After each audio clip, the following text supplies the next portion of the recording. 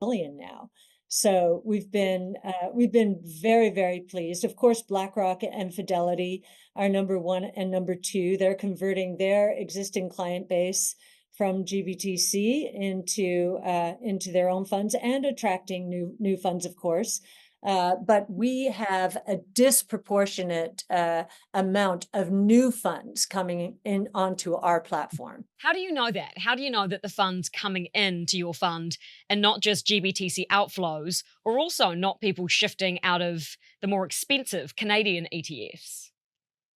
Well, of course, we don't know all of that, but we knew how much we were going to convert from GBTC. So, and we know that it is a very small percentage of what we now have. Has the rest come from GBTC from other platforms? Big category. How much Bitcoin does your ETF hold now? And if the market for these funds does get that large to, as you say, 20 trillion perhaps, how much could it hold? Well, okay, so all of the ETFs out there right now hold about 3.9%, roughly 4% as of today, of all the Bitcoin outstanding. Now, the really interesting thing about that is if you look at on-chain analytics, which our analyst David Puel does for us, you'll see that long-term holders account for, I believe, 15 million of the Bitcoin outstanding. Historically, after halvings, it's usually been very good for the Bitcoin price. Now, it doesn't happen right away. I don't know why it doesn't happen right away, but it doesn't. Now that the market's becoming more efficient with ETFs, it might, because think about how many people even know about the halving this time around, when they didn't even know what Bitcoin was 4 years ago. They didn't know what it truly was. And if I can just throw one in terms of how we try and describe what this monetary revolution is, and each one of these words is important. The first, global, that's critical. Private, no government oversight. Digital, decentralized, rules-based monetary system in history. It is what my mentor and many people know is on the market's mind. I think as more and more people understand that, wait a minute, there are thousands and thousands and thousands of people making decisions here. Number one, we're not making the decision. It is our clients who are leading us there. And if you listen to that Bitcoin brainstorm, you'll see the movement within the mining community to counter what they perceive as centralization. And so it was very interesting to do a minor Bitcoin brainstorm as our ETFs are taking off. Your price target for Bitcoin is bull case north of 1 million US dollars, which I do know depends on institutions allocating some of their funds towards it as an asset class. But many still haven't. Vanguard is actually categorically refusing to at the moment. How much of that institutional mindset shift still needs to happen? And what does it ultimately mean for your price target? Well, I think something very important happened last year. In March of 23, regional bank crisis here in the United States. Regional banks imploded, some went bankrupt, and Bitcoin exploded. It went from 19,000 to more than 40,000. What did that demonstrate? That demonstrated a milestone, and it has pulled forward the timeline. One thing I will say, right now, no wirehouse, so whether we're talking about Morgan Stanley or Merrill Lynch, B of A, or UBS or Wells Fargo, no platform has approved Bitcoin yet. So all of this price action has happened before they approve it.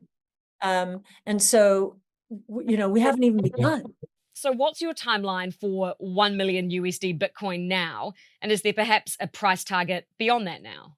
Yes, our target is above that. We've got a 2030 target. So it's well above that. And with our new expectations for institutional involvement, the incremental price that we assume for institutions actually has more than doubled.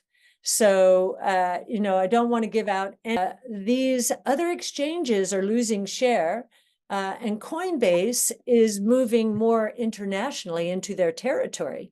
With great success, I might add. And I think one of the reasons is because of its trusted nature. It has tried to be the most conscientious of regulations of any of the exchanges and crypto companies out there. And despite the SEC suing it, if you look at the way the court cases have gone, they have gone really Coinbase's way. Now we'll see what happens when the rubber meets the road and that court case does start. But we think they've behaved very conservatively and respectfully, I must say, of regulation. And they've tried to earn the trust, and now they're spreading their wings into the rest of the world. And the other, whether bank is using Bitcoin as legal tender or has deemed it legal tender, we think there could be a competitive dynamic in emerging markets in this regard, not only deeming it legal tender, but also putting some into their treasury to benefit from the appreciation that we've seen. And it could become a competitive dynamic too. I know we're much more attracted to looking at opportunities in El Salvador today because of President Bukele's attitude and embracing of Bitcoin and everything technology. He's got enterprise zones, he's inviting AI. So we think this is an innovation movement, and we think there will be regulatory arbitrage around the world, and those countries that treat it more favorably are going to gain share. This is what worried us so much about the SEC here in the United States. It was treating the crypto world like a bunch of criminals. And yes, so AI is top of mind. And many people will say, then why did you pull out of NVIDIA in your flagship strategy? We do own it in our other strategies, but as you can tell from our trading activity, which we publish at the end of every day, we have been selling it there as well in those portfolios. The companies in our portfolios, we believe, that are going to harness and capitalize on AI will meet four characteristics. For NVIDIA to deserve this valuation, what I'm about to say also must be true. If it's not true, then NVIDIA does not deserve this valuation. So we will use Tesla as an example. That's the largest AI project in the world, autonomous driving networks. So what are the four characteristics from an AI point of view? Investors are down on electric vehicles, and they're just not looking at the autonomous opportunity. And the same is true in the rest of the world. So our portfolio is filled with companies that meet those four characteristics or criteria necessary to capitalize on the AI age. So, if investors are underestimating the prospects of Tesla, fair to say they're likely overestimating the prospects of an NVIDIA. Yes, it's hard for me to believe that they don't believe that Tesla is going to be successful at autonomous driving, and yet they do believe that AI is going to transform the world.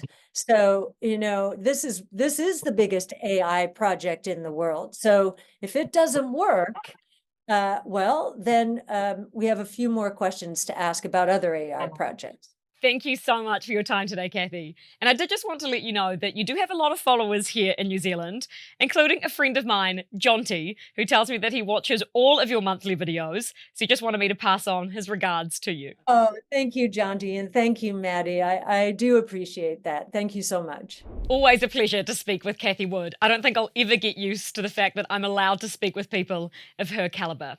Just one word of caution though, Cathie is very clearly a bull on both Bitcoin and some of those stocks that she talked about. So maybe just keep that in mind. Now go put your money to work.